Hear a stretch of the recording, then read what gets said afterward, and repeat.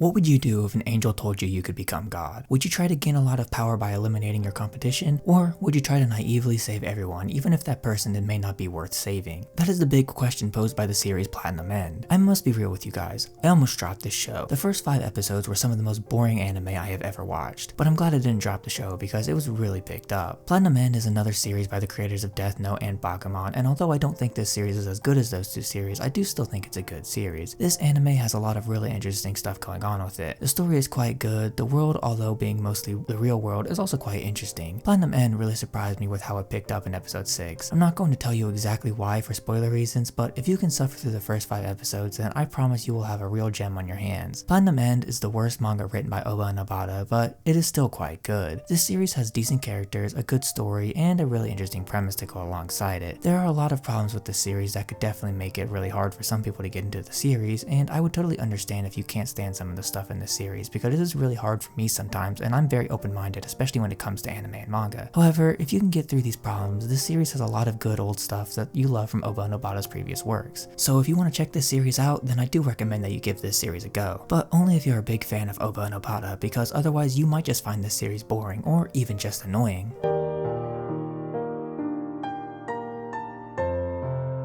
The characters in this series are pretty good. Not the best, but good. This series really only has a few characters that are absolute standouts though, and the protagonist is not one of them. Although Kakehashi, after the events of episode 13, has really grown on me, he still isn't my favorite character in the show. That would be Mukaido, because of his nature as a person, and that he feels the most realistic out of any of the characters. Like, all he's trying to do is just do the best for his family, and I respect that. Metro Polymanon is an amazingly written antagonist. He is the perfect foil to Kakehashi. When we first discovered who he was, there were some questions that were raised about his intentions and what kind of person he was. Like, there were a couple of moments in the series where you think there might actually be some good in this guy, and he just fell down the wrong path. But after the events of episode 13, I can definitively say no, there are no redeeming qualities to him whatsoever. He is an arrogant, rich ass who thinks he's better than everyone else around him just because he was born into money. He's also a psychopathic murderer who will kill innocent people for his stupid ideals. But you know what makes his character awesome is that it's very believable. Honestly, I wouldn't be surprised at all if a person like this really existed. If you give someone like this power, this is exactly what they would become, and so I think it's awesome to see an antagonist like him, especially since the protagonist is a goody two-shoes who could never hurt a fly even if it deserved it. I was really surprised by the character writing in this series, especially how it went after the first few episodes being so damn boring. There are still a lot of unanswered questions I have about certain characters like the angels and so-called God, but I'm sure those answers will come in time.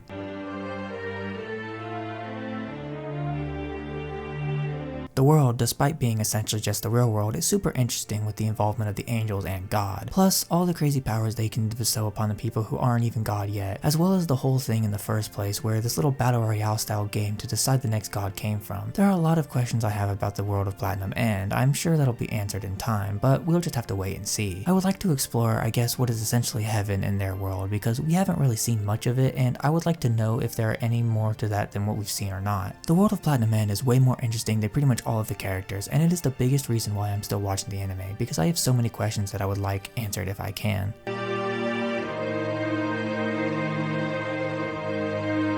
The art in this series is of course really good. It is Obata after all, so that's obvious, but even looking at the original, it almost seems like he found his stride with this series, which is really cool to see. The animation, on the other hand, isn't anything too special. Like, it doesn't look bad, but it's not amazing either, which is honestly fine, because despite the amount of action in this anime, there aren't too many big spectacles that need god tier animation, so it's fine the way it is. So if you're looking for an anime that'll blow you out of the water with god tier animation, well, this series might not be for you. But if stuff like that doesn't really bother you, then you can just give this series a try if you want.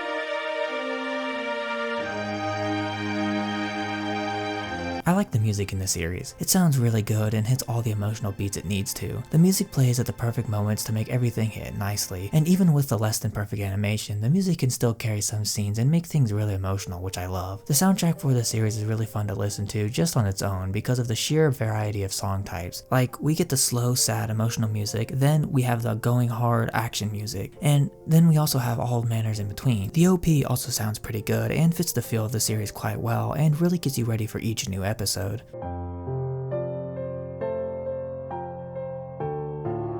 I'm gonna be real with you guys, Platinum End so far has been like a 6 out of 10 for me. It's not bad, but it's not great either. But that might just come from my really high expectations for this series, as I love all the works done by these two, and this one just didn't really hit for me like the previous works did. I love both Death Note and Bakuman, so when I heard they teamed up again for another series, you know I had to get in on it. And it may not have lived up fully to my expectations, but the series really isn't that bad. It has a good mix of everything that made their previous works really fun, with its own spin on it. If you don't really mind the slow and boring pacing and setup in the beginning, then this series can be a lot of fun, with a really interesting antagonist that has been fun to watch on screen. The story as well is quite good, so check this series out if you haven't.